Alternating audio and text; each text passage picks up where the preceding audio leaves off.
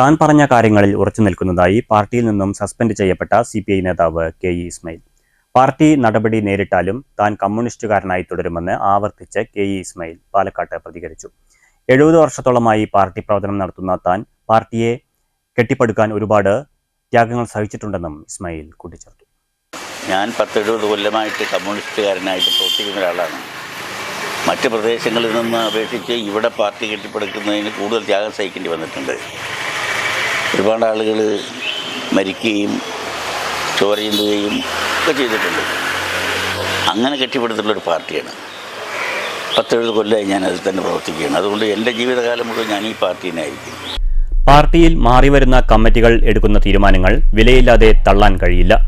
അതിനാൽ അംഗീകരിക്കുന്നു. തന്നെക്കുറിച്ച് പറയുന്ന കാര്യങ്ങളിൽ പ്രതികരണം ആവശ്യമുണ്ടെങ്കിൽ പിന്നീട് നടത്തുമെന്നും KE ഇസ്മായിൽ പറഞ്ഞു. അത് പാർട്ടി തീരുമാനമാണ്. ആ തീരുമാനം എന്നുള്ള നിലയിൽ അതിന് ആ നിലയിലില്ലാതെ കാണാൻ കഴിയില്ല.